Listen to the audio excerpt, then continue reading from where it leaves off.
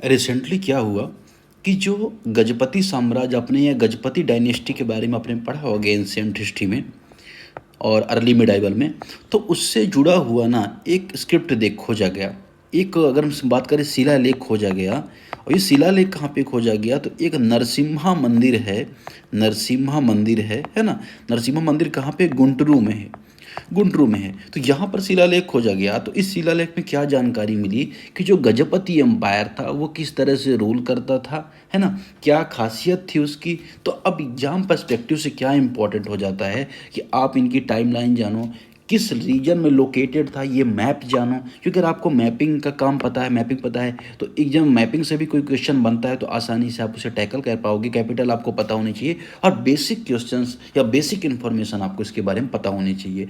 वहीं West Bank को लेकर जो आर्टिकल आया, इजिप्ट को लेकर जो क्वेश्चन बना, तो यहाँ पे हमको पता है ना कि इस बार ये जो लोकेशन है इन कंट्रीज़ की बहुत इंपॉर्टेंट होने वाली है, क्योंकि एग्जाम पर्सपेक्टिव से अगर आप देखोगे कन्फ्लिक्ट यहाँ पे चल रहे हैं, और यूपीएससी या कोई भी गवर्नमेंट एग्जाम कन्फ्लिक्ट पे नहीं क्वेश्चन पूछता, फैक्ट पे या किसी भी इंफॉर्मेशन को ध्यान में रखते हुए क्वेश्चन पूछता है। जैसे सीरिया की लोकेशन है, इराक की लोकेशन, इराक, इजिप्ट, ईरान, इन सब की लोकेशन बेस्ड क्वेश्चन हमें समझना है। कल हमने ईरान को डिटेल से समझ लिया था, कैस्पियन सी के बारे में सारे सब जान लिया था। आज हम इस लोकेशन को भी समझेंगे। तो चलिए शुरुआत करते हैं, बात करते हैं तीसरे प्रश्न की, जो है गजपति एम्पायर के बारे में।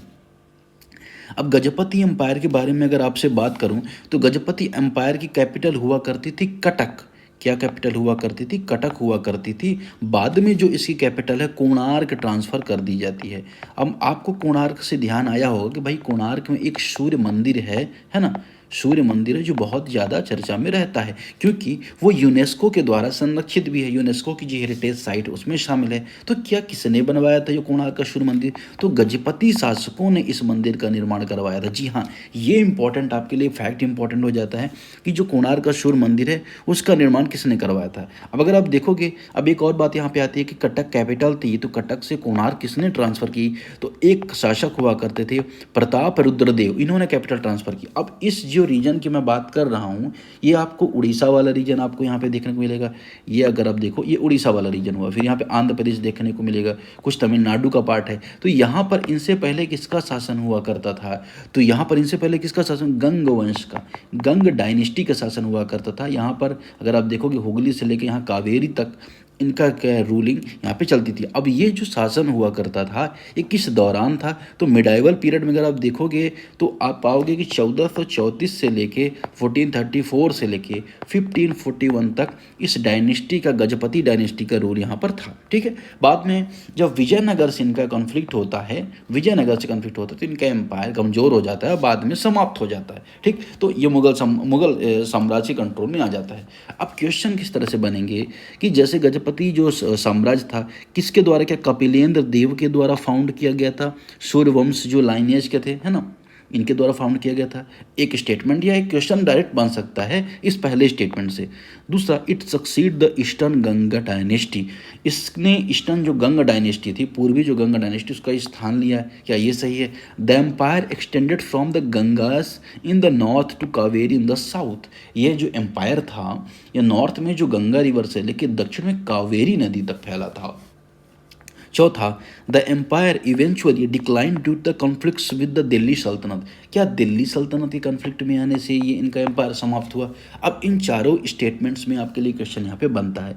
अब अगर आप देखो आंसर की का इस्तेमाल किस तरह से करना है, अगर आप देखेंगे तो यहाँ पे अगर आप देखोगे कि यहाँ पे मैपिंग तो मैंने दी है, इस मैपिंग को तो आपको समझना ही है, लेकिन साथ ही साथ आपको ये टू द पॉइंट जो एक्सप्लेनेशन इसको भी समझना है। अगर हम बात करें यहाँ पर कि जो सही आंसर क्या होगा, सही आंसर अगर आप देखो, मैंने यहाँ पे बताया कि मुगल डायनेस्टी कंट्रोल में आ गया था, और 1434 से 1454 में दिल्ली सल्तनत का टाइम नहीं चल रहा था, ये मुगल का टाइम चल रहा था। और आपको पता है कि 1412 के आसपास अगर आप देखो बाबर का इन्वेजन हो जाता है, और उसी टाइम पे साउथ में विजयनगर साम्राज्य चल रहा होता है, कृष्णदेवराय का शासन चल रहा होता है, और तभी क्या होता है, इनका डिक्लाइन होता है। तो मुगल एम्पायर और विजयनगर कन्फ्लिक्ट, इनको कहीं ना कहीं डिक्लाइन करने में इनका योगदान होता है। तो फोर्थ अगर इनकरेक्ट हो जाता है तो फोर्थ, ये तीनों ही ऑप्शन इनकरेक्ट, और 1 2 3 यहाँ पे इसका करेक्ट आंसर हो जाएगा। ठीक है। अब आपने यहाँ पर देखा सही आंसर। अब हमें क्या करना है, अब ये तो अब आप बोलोगे कि स्टेटमेंट वाइज तो क्वेश्चन होते हैं कि वन लाइनर भी क्वेश्चन बनते हैं, तो वन लाइनर क्वेश्चन कभी कभी ना ये स्टेटमेंट से ही एक लाइन के क्वेश्चन बन सकते हैं। जैसे अगर मैं बात करूँ यहाँ पर, यह सेंचुरी जो मध्य प्रदेश है, उत्तर प्रदेश और राजस्थान तीनों के जंक्शन में पड़ती है और इसको बोला जाता है national Chambal wild life sanctuary. ठीक है। अब अगर आप बात करोगे, जो चंबल नदी है जो कहाँ से निकलती है, इंदौर के जनापाव से निकलती है मध्य प्रदेश के। ठीक है ना। अब ये चंबल नदी है किस में जाके मिल जाती है, यमुना में मिल जाती है। और यमुना में कहाँ पे मिलती है, इटावा नामक शहर में जाके यमुना में मिल जाती है। चंबल में कई सारे डैम भी बने हुए, जैसे राणा प्रताप सागर जो डैम है जो मध्य प्रदेश और राजस्थान का जो प्रोजेक्ट है। इसके अलावा जो गांधी सागर डैम है वो भी मध्य प्रदेश राजस्थान का प्रोजेक्ट है ना। तो ये कुछ डैम बने हुए हैं किस पे, चंबल रिवर पे। ठीक है ना। तो एक तो ये आपके लिए इम्पोर्टेंट। दूसरा ये भी आपको जानना जरूरी है कि इम्पोर्टेंट जो वर्ल्ड एरिया है ना उसके अंतर्गत भी ये आता है। ठीक है। तो ये सारी चीज़ें आपने यहाँ पर देख ली। लास्ट यहाँ पे एक चीज़ और इम्पॉर्टेंट हो जाती है आपके लिए जाननी, क्या कि जो इसमें घड़ियाल पाए जाते हैं इसका आयुसीएन स्टेटस क्या होता है। तो घड़ियाल का आयुसीएन स्टेटस क्रिटिकल इंडेंजर्ड होता है। ठीक है। क्या होता है, क्रिटिकल इंडेंजर्ड। ठीक है। तो ये सारी चीज़ें आपने यहाँ पे समझ ली। अभी स्टेटमेंट्स यहाँ पे जो बन रहे हैं काफ़ी ईजी हो जाएंगे आपके लिए। जैसे it is located in tri junction of Madhya Pradesh, Uttar Pradesh and Rajasthan. तो मैंने मैप में आपको दिखाया, तो अगर इवन एग्जाम में आता भी है तो आप आसानी से करेक्ट कर लोगे कि मध्य प्रदेश, उत्तर प्रदेश, राजस्थान के ट्राई जंक्शन में है। दूसरा, it primarily focus on conservation of the घड़ियाल, मुख्यतः घड़ियाल पर फोकस करता है। ठीक है। यहाँ पे जो चंबल सेंचुरी है मुख्यतः घड़ियाल फोकस करती है, ये तो मतलब जग जाहिर है। तीसरा, the sanctuary lies along the Yamuna river, ये अभ्यारण्य यमुना नदी के किनारे स्थित है। अब ये स्टेटमेंट करेक्ट है नहीं, आपको यहाँ पे बताना है। चौथा स्टेटमेंट यहाँ पर अगर आप देखोगे किसके बारे में पूछा, चौथा स्टेटमेंट पूछ रहा है कि इसे इंपॉर्टेंट वर्ल्ड एरिया के रूप में भी डिक्लेयर किया गया है ना। तो अब इन चारों में से कौन सा स्टेटमेंट करेक्ट आपको यहाँ पे बताना है। तो सही आंसर क्या हो जाएगा, 1, 2 और 4। मैंने आपको भी बताया कि ये चंबल रिवर के किनारे है ना। चंबल ट्रिब्यूटरी जरूर है लेकिन चंबल के किनारे नहीं है जो सेंचुरी, नहीं तो ये नेशनल चंबल सेंचुरी की नाम की जगह यमुना सेंचुरी होता है। ठीक है। तो ये बात आपको यहाँ पे थोड़ा सा समझनी है। ठीक है। सही आंसर क्या आ जाएगा इसका, 1, 2 और 4। ठीक है। आगे बढ़ते हैं, नेक्स्ट क्वेश्चन की तरफ बढ़ते हैं। अगला टॉपिक किसके बारे में, यहाँ पे क्वेश्चन नंबर 6 यहाँ पे बात कर रहा है किसके बारे में, हाल ही में पश्चिम घाट में खोई गई एम्बुलेसेप्स वाइक्यू, ये क्या है ना, कि जो एम्बुलेसेप्स करके ये आखिर है क्या है, जिसको रिसेंट में भी खोजा गया है। ठीक है। क्या ये अगर आप देखोगे मेढक का फ्रॉग है, कैटफिश है, फ्रेश वाटर टर्टल है या तो श्रिम्प है ना। तो इन चारों में से क्या है जो अभी हाल में खोजा गया है। ठीक। तो इसके बारे में आपको यहाँ पे बताना है। अब अगर हम देखें कि ये आखिर है क्या, तो इसका सही आंसर क्या हो जाएगा, ये एक तरह की कैटफिश है। ठीक है। तो रिसेंट में जो स्टडी हुई उसमें ये पाया गया है कि ये एक नई कैटफिश स्पीसीज इसे डिस्कवर किया गया वेस्टर्न घाट में। कहाँ पे डिस्कवर किया गया है, वेस्टर्न घाट में, पश्चिमी घाट में इसको डिस्कवर किया गया है, इस वाले रीजन में इसको डिस्कवर किया गया है। ठीक है। तो ये भी आपके लिए जानना जरूरी हो जाता है। अब बहुत ज़्यादा इसका डिटेल में जाके नहीं पूछेगा कोई भी एग्जाम, बस आपको ये पता होना चाहिए कैटफिश की प्रजाति है, वेस्टर्न घाट में खोजी गई है, that is more than enough. ठीक है। तो ये चीज़ आपने यहाँ पर समझ ली। अब आगे बढ़ते हैं नेक्स्ट टॉपिक, नेक्स्ट क्वेश्चन किसके बारे में, सुजलान गांव आईडी के बारे में है कि ये सुजलान गांव आईडी आखिर क्यों न्यूज में थी, यह भी जानना आपके लिए ज़रूरी हो जाता है। फिर इससे जुड़ा हुआ जो जल जीवन मिशन है यह भी आपके लिए जानना उतना ही ज़रूरी हो जाता है। ठीक है। तो हम चलिए शुरू करते हैं। बात करते हैं यहाँ पे रिसेंट में क्या हुआ कि यूनियन जो मिनिस्ट्री ऑफ जल शक्ति है उसने सुजलान गांव आईडी को रिलीज किया, किसने, जल शक्ति मंत्रालय ने। ठीक है।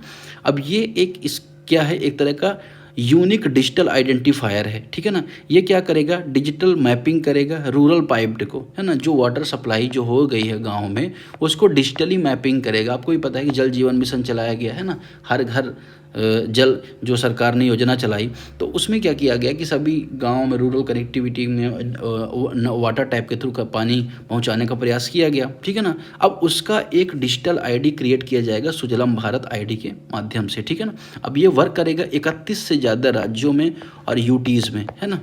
तो ये आपके लिए जानना जरूरी हो जाता है।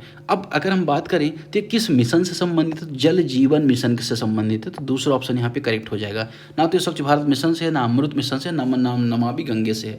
अब जो जल जीवन मिशन है इसको कब शुरू किया गया था, तो 15 अगस्त 2019 को जल जीवन मिशन की शुरुआत की गई थी, ठीक है ना। अब ये क्या प्रोवाइड करवाता है, तो प्रोवाइड करता है सेफ एडुकेट ड्रिंकिंग वाटर, है ना, और इंडिविजुअल हाउस होल्ड, हर एक व्यक्ति घर में 2024 तक नल जल का कनेक्शन होना चाहिए, ये इंश्योर करता है मिनिस्ट्री ऑफ जल शक्ति के माध्यम से। अब ये किस तरह की स्कीम है, तो अगर आप देखोगे सेंट्रली स्पॉन्सर्ड स्कीम है। अब इसमें कुछ राज्यों को अगर आप देखोगे 50-50 जैसे जो नॉर्मल स्टेट्स हैं 50-50 के रेशियो में केंद्र सरकार राज्य सरकार पैसा मिलाती है। हिमालयन नॉर्थ स्टेट में 9:10 का, और अगर आप देखोगे 9:1 का, हाँ, और जो यूटी है उसमें 100% पैसा केंद्र सरकार देती है। तो ये आपने इसके बारे में यहाँ पर समझा, ठीक। अब नेक्स्ट क्वेश्चन किसके बारे में है, कि हाल ही में खोली गई जो पतंगा प्रजाति है इंडियोमॉर्फिस ह्यूलेंसिस, ये कहाँ पे पाई गई, तो पूर्वी हिमालय में अगर आप देखोगे, या तो अरुणाचल प्रदेश में कहाँ पे खोजी गई है, ये आपको यहाँ पे बताना है, ठीक है। तो इसका सही आंसर क्या हो जाएगा, अगर आप बात करेंगे तो सही आंसर इसका हो जाएगा सी, अरुणाचल प्रदेश है, ना कि कम्प्लीटली यहाँ पे अरुणाचल प्रदेश में अगर आप देखोगे तो जो ये अपर सियांग वाला रीजन है, ऊपरी सियांग वाला रीजन, यहाँ पे आपको देखने को मिलेगी क्या, ये जो प्रजाति है। चलिए अब हम लोग क्या करते हैं, थोड़ा सा और बड़े क्वेश्चंस को यहाँ पे पकड़ते हैं फिर से। यहाँ पे अगर आप देखोगे तो यहाँ पे क्वेश्चन किसके बारे में है, consider the following statements regarding El Ashmunein के बारे में है। अब इसका सही आंसर क्या होगा, यह भी हमें बताना है। दूसरा कि ये न्यूज़ में क्यों था, यह भी हमारे लिए उतना ही इम्पोर्टेंट हो जाता है, ठीक है। चलिए तो शुरू करते हैं, बात करते हैं जो पहले टॉपिक है उसकी। तो अगर हम बात करें यहाँ पर कि जो एल्सुमिन आखिर न्यूज़ में क्यों था, तो ये अफ्रीका का इजिप्ट वाला रीजन आपने देख रखा है। मैं मैप में आपको दिखाता हूँ, ये आप यहाँ पे मैप देख पा रहे हैं, यहाँ पे इजिप्ट आपको देखने को मिल रहा है। अब इजिप्ट की खासियत क्या है, तो अगर आप देखोगे तो जो अफ्रीका के डेवलपिंग कंट्रीज़ हैं ना, जो ठीक ठाक काम कर रहे हैं, उनमें इजिप्ट एक देश के रूप में आता है। इजिप्ट ये है, इसकी कैपिटल है यहाँ पे कायरो, और इसका ये एडिशनल रीजन सिनाई पेनिनसुला, ये सिनाई प्रायद्वीप बोला जाता है, ठीक है ना। और यहीं से कौन सी नहर गुजरती है, तो स्वेज नहर गुजरती है, जो रेड सी को मेडिटेरियन से जोड़ती है। तो ये आपने जोग्राफिकल जो लोकेशन है वो आपने यहाँ पे समझी, और दो देशों से मेनली बॉर्डर शेयर करता है, लीबिया से और सूडान से, ठीक है। तो ये आपने यहाँ पर समझ लिया।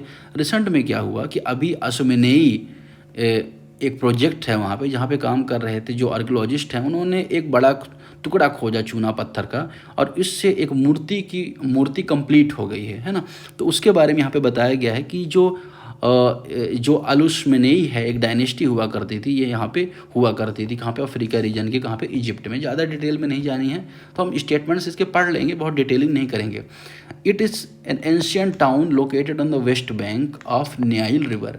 वेस्ट बैंक नील नदी के पश्चिम तट पर है। तो नील नदी क्या निकलती है, अफ्रीका में बहती है या मिस्र में बहती है, तो ये बात यहाँ पे करेक्ट है यहाँ पे। और मिस्र में नील नदी पर एक सिनाई डैम भी बना हुआ है, ठीक है ना। अगर नाम मैं इनकरेक्ट बोल रहा हूँ तो आप लोग उसको करेक्ट करिएगा, ठीक है।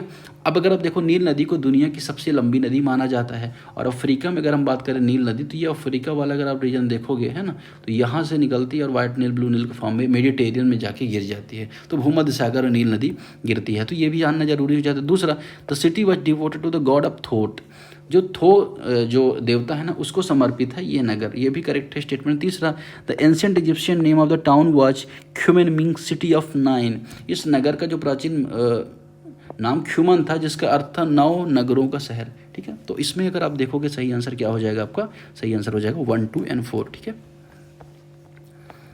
नेक्स्ट टॉपिक की तरफ बढ़ते हैं। नेक्स्ट टॉपिक यहाँ पे किसके बारे में पूछा गया है, वेलेस मैरिनरिस के बारे में पूछा गया है। अब ये क्यों ये पूछा गया है, तो अगर आप देखोगे कि एक बहुत बड़ा क्रेटर मंगल में खोजा गया, मार्स में एक बहुत बड़ा क्रेटर खोजा गया है, ठीक। तो वो न्यूज में था, ठीक।